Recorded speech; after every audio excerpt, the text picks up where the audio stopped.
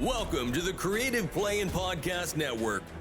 Join us as we share our favorite RPGs, one-shot games, tabletop games, reviews, and convention panels. Sit back and enjoy the show.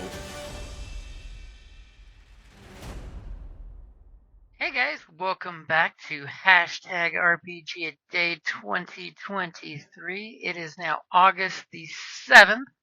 Jim here, and Hello.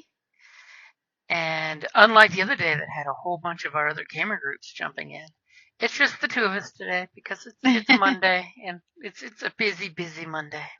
It was a rough Monday. It was a rough Monday. So for today, work smarter, not harder. And I love the prompt because it's so weird and quirky. The smartest RPG you've played. So smartest being the bold word, so the prompt is either the smartest RPG you've played or just smartest. So you could always ad-lib something about smart role-playing games and throw that together.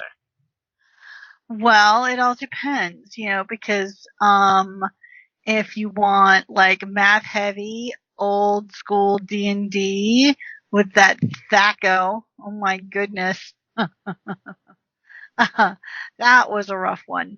Especially, I was an art major for a reason. I hate math.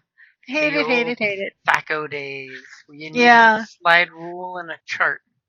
Then now smart could also be, well dressed. You're smartly dressed.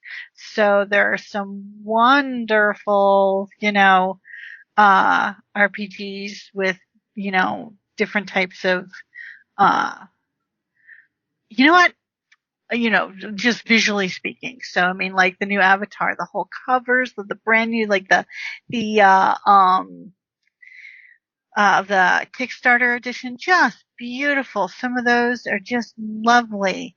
But you know what I think I'm going to go with? I thought what RPG manual I think is the smartest, and it's the Dresden Files. That is definitely the smartest dressed RPG of them all. Well, no, and it's just because, like, especially if you've read the books, and the characters and stuff, it was really, I'm going to go with clever, as my interpretation. In the book, there are like little, like, Post-it notes, of course, that are printed on, it's as if it were, of Harry and his gaming group, the werewolves, with notes and stuff, working on the campaigns and stuff. That whole, it's just so cute. It's so clever. It makes you smile and gives you helpful little information in a fun, friendly, quirky way. So I'm going to go with my interpretation of smartest as clever, and I'm going to go with the Dresden Files. That's a good choice. The crib notes that they put in the margins are freaking hysterical. Like you said, they are totally written in character, and it follows the commentary that this game book you're reading is actually the manuscript of an RPG book that the werewolves are writing, using Harry and everyone else as, input into the RPG that can secretly be used by the Paranet to teach people about the supernatural at the same time. I see. It's like, it's got levels. It's got total meta levels, which was a hugely smart move for both the writers as well as the contributing artists, because of course each crib note has got its own handwriting. So by the time you get to like page 5, you can recognize Bob's handwriting from Harry's handwriting. And exactly. And it will totally get you to read the whole book cover to cover just to read the crib notes. Yeah, and that I thought, that's got to be the most clever one that I have seen. So yeah, and at first, I'm like, smartest RPG. What am I gonna say? But yeah, no, I'm totally 100% in Dresden Files. Just had to get you in the moment. Once you were there, you shined. The inspiration. That is a good one. I mean, it really, really is a good choice. And unfortunately, we haven't played it in a very long time. So true. It has been way too long since we've had a Fate or Dresden game going on. Exactly. And again, I'll totally, go along with you to say also that Fate system is a smart system because it's smart in its simplicity. It has aspects instead of stats. You do have the pyramid for skills, but they're vague but specific. So as long as your players can play it off as a cool thing of this is why this relates to that, it totally works on a meta level. Yeah. See, and here I was just going to say for smartest RPG, I was going to totally pop out with the Genesis system that using symbols instead of numbers is a really smart way of getting players to use more agency. Because we all know in RPGs you have players that either have used agency and got stepped on for it or just feel like the GM has to prompt them. They're not allowed to volunteer stuff. And you get both the cool dice rolls, because you can get a cool triumph where you can throw out something, out there, which I always throw it out to my players, and I always recommend this to every GM out there.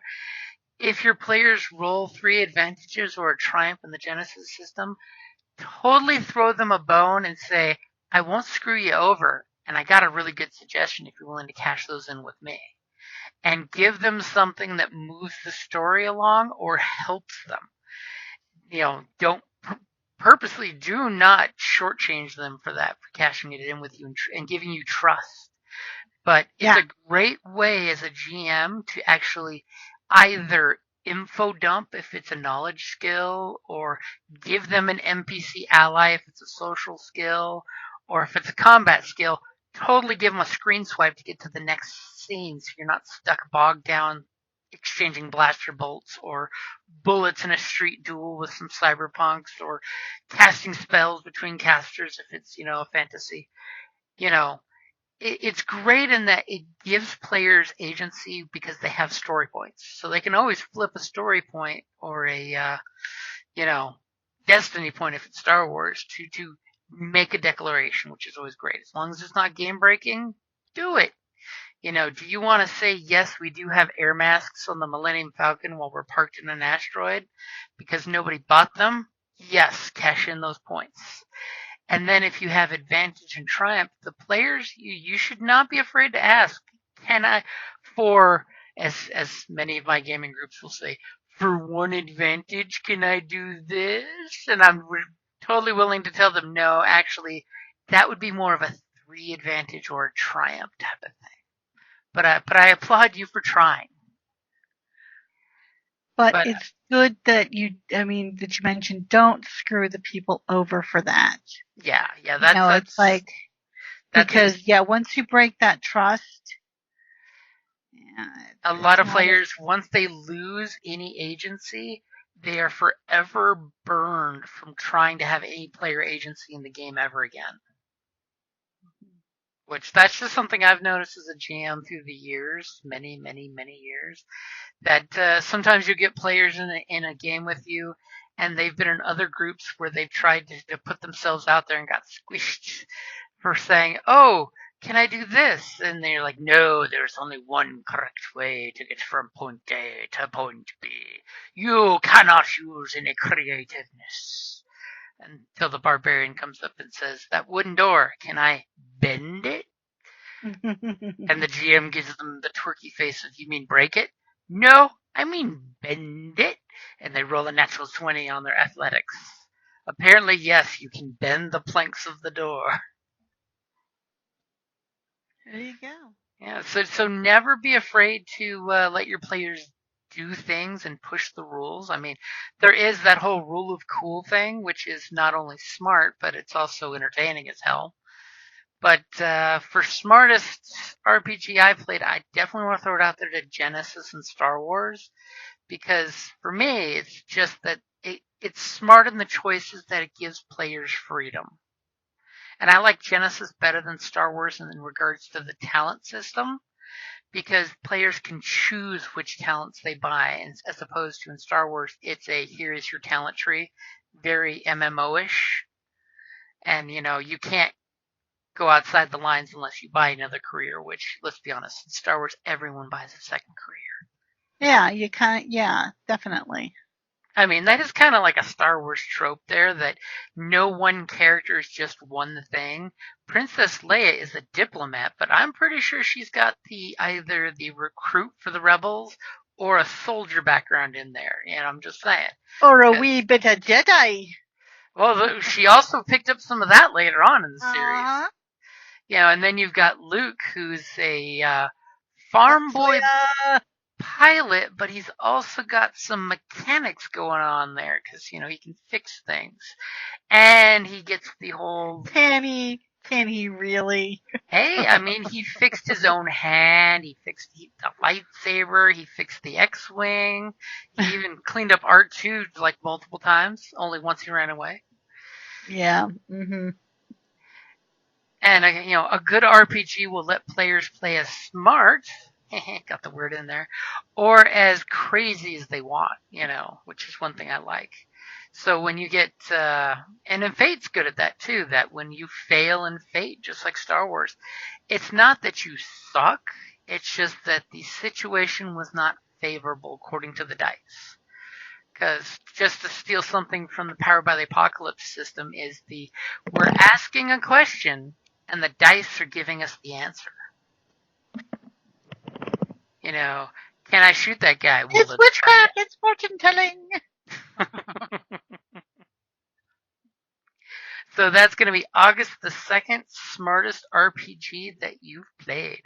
And again, that was a really good call on Dresden because, yeah, if you guys ever get a chance to get the hard copies, which is a beautiful big tome, or even the PDF, it is a very, very pleasant read. Even when they get into the game mechanics where it gets kind of confusing, they actually do the examples as comments in the sidebars, which is nice. Mm-hmm. Where they're like, but Harry, wouldn't this kind of spell be more of a blah, blah, blah? And Harry goes in there and says, no, let me explain why. And the writers just had a blast doing it. They did. And you could tell not only were they well-versed, they really loved the book series. Yeah, they love the IP material. I mean, we all know that Jim Butcher is a gamer, and there's a reason why Harry Dresden started playing his Wizards game with his werewolf friends, which is funny as hell. But we definitely want to know what your smartest RPG is, because there are so many RPGs out there. And pretty much every one of them, in my opinion, does have some smart choice that they make in it. You can totally key in on. And others, you may have to look deep to find the smart choices or just the smarts of it, Like, for those who love numbers, the Savage Worlds is great because, the exploding dice, when they're hot, the table cheers for you when your dice start exploding. But if you're not someone who can divide any number by 4 in 3 seconds or less, sometimes that's a little too smart. You managed to roll 36, divide that by 4. How many successes for a target number of 3? And then if you like lots of dice, then you have the white wolf, and let's roll like lots of 10-sided dice, and then we'll just take away and that type of thing. That can be fun. White Wolf is another one that I consider a smart choice. The layout of their books, with the fiction at the beginning, then the actual game mechanics, then the actual game material, it's a good layout because it gets people interested, and then the hype of the cool fiction pushes you through to the rules to explain the rules.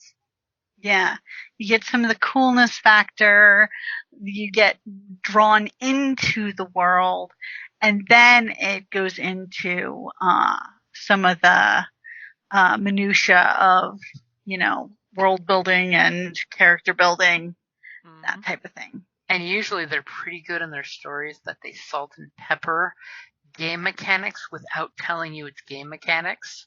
So you can literally, when you know the mechanics, you can look back and go, aha, they're talking about her using celerity for speed or obfuscation to hide, and they do it in a good show don't tell kind of fashion. Mm-hmm. And as a killer extra party bonus, I'll throw out there, as much as I hate them, I love the Star Wars fluff books. When Fantasy Flight Games and Asmodeus came up with their fluff book standard, as a RPG writer, the books are great because you get the book for the fluff book for the different careers. You get 3 to 4 new races, new Star Wars species. Then you get 3 extra specializations for each career the book is based on. And then you get weapons and armor and ships and gear. And a really nice back half of the book is useful for the GM and the player in, here is how you play a blank, whether it's the Smuggler's book, the Bounty Hunter's book, the Diplomat's book, in a way that's written out so that newbie GMs could totally read this and go, aha, here's how I run diplomacy. Mm-hmm. Here's how I set up a bounty, because none of the books tell me what a bounty is for somebody, so it gives you a nice breakdown of how far do you travel. Bounty goes up. Here's a list of war criminals, And each book, like the Smuggler, gives you, here is contraband and math for setting up your payout for your contraband. Because a lot of us early GMs, we just spit out numbers for contraband and said, oh, you get paid this much. And our players ate it up thinking we knew what we were talking about. GMing. Licensed bullshit. Yep. Pull it out of your butt and see what sticks to the wall. And often listen to your players and say, aha, yes, that was my plan all along. Scribble, scribble, scribble. That is the smartest way to GM. Have a nice feel for the setting so you can pull crap out of your butt at a moment's notice, but don't pigeonhole your players and let them use their creativity, because you never want to stymie your players' creativity. Though it's like pulling teeth when you look at your players and say, okay guys, you just dropped off your cargo. Where are you going next? Because you want to know from the player's point of view what they're interested in doing. It's a classic GM trick. Followed by the next smartest GM trick, which is the start role-playing, because that fills in game time. You never think of it that way until you think of it that way. This GM's role-playing with me. He's filling in 30 minutes so he doesn't have to create some more NPC stats. But that is a good, smartest place to stop, unless you have something else to throw out there, Kelly. Nope. I think that we covered the topic quite well. Okay. So tomorrow the Star Wars groups looks like they're going to totally jump on August the 8th, which is your favorite, bold words, character. So it could be either your favorite character or just character. Should be a good one. Alrighty guys, thank you for listening, and I hope you're having a great RPGaDay 2023, and you are getting to listen, because of course, after I game tonight, I'm totally going to be listening in on some of the RPGaDays online. Make sure you hashtag them so you can find them with hashtag RPGaDay 2023, or like I've been doing, you do both, RPGaDay and 2023, because that way you can always find everything. Alrighty guys, thank you for listening. Bye.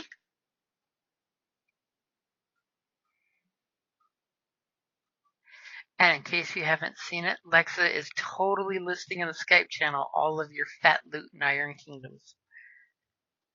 Oh, she is? Yep. Apparently she was re-listening to the episode and was writing everything down. My character doesn't, officially care about loot, mind you. But I do like to go drink carousing. As long as you have enough loot to pay the tab.